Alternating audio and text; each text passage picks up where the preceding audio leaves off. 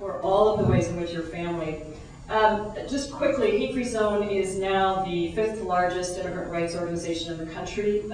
We work not exclusively on the issue of federal immigration policy, we also do on-the-ground organizing, as well as work directly with immigrants. So we have a lot of stories I can tell you, but I only have 10 minutes, so I want to try to do a couple of things. First of all, I want to lay out for you that the issue of immigration, and one of the differences that I saw when I was able to go on a trip with the Migration Policy Institute to various countries in the European Union, is that immigration in the United States is about immigration. It's not about migration, and it is actually tied to a central identity that has defined this nation since our founding, which is not true in the European Union. So the issue of immigration as identity, I think, is a very important thing to think about when we think about the differences between the United States and the rest of the world.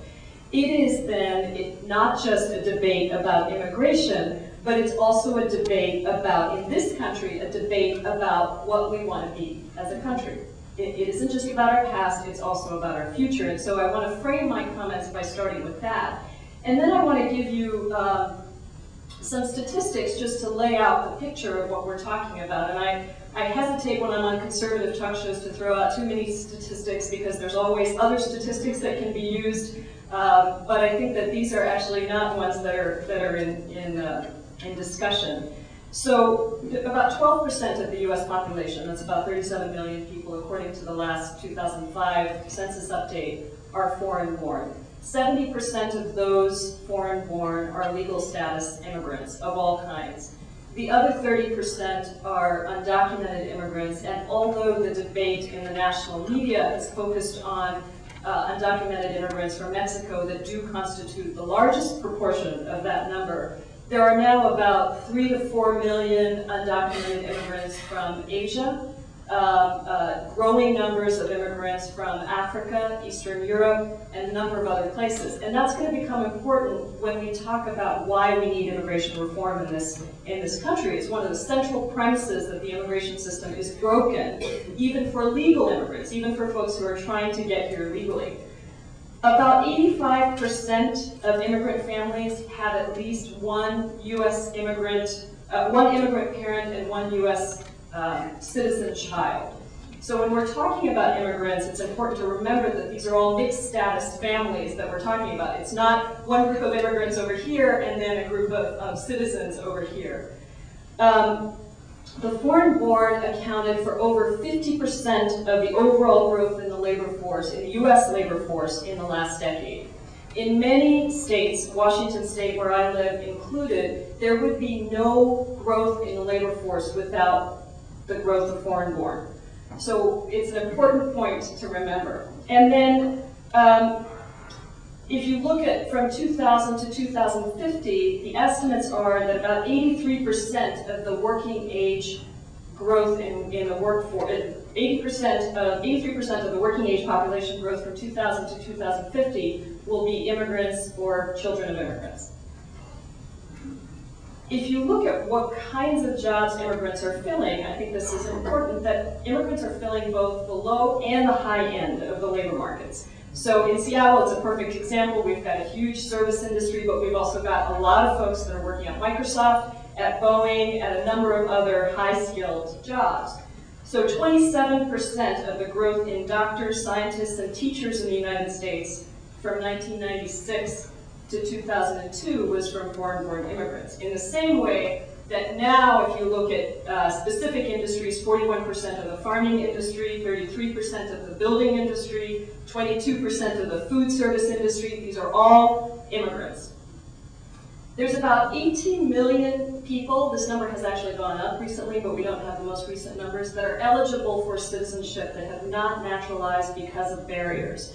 And the primary barrier is the lack of access to English language services. So there are waiting lists for people to learn English in most major cities that can go up to 2 years. So this is an important point. And the other important point is that the U.S. Citizenship and Immigration Service changed the citizenship test and hiked up the fees significantly for new immigrants. And so what that's meant is 2.5 million applications for citizenship have flooded the Bureau, which was already backlogged. So there's about 4 to 6 million people who have applied legally who are in line for their citizenship. In New York State, a study was just released saying that a quarter of the growth of the state's economy was due to the foreign-born, which is roughly proportional to the percentage of immigrants that live in New York State. So the fact is that we've got tremendous contributions. We know that immigrants are most successful when they're successfully integrated.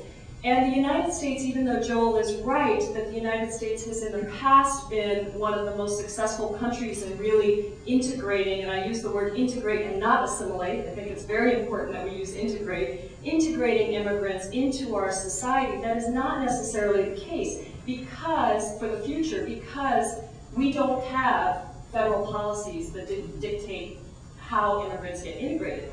It's never been necessary because we've had social institutions like the Army, like the military, like schools, public school systems, that have actually taken the place of those national integration institutions that exist in Europe.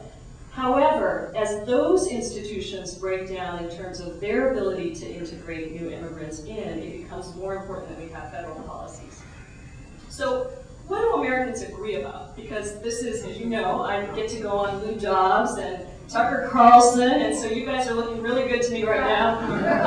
But what is it that immigrants actually, I mean, that Americans actually agree on? First, they agree that the system is broken and that it needs to be fixed. 100% of Americans believe that in polling.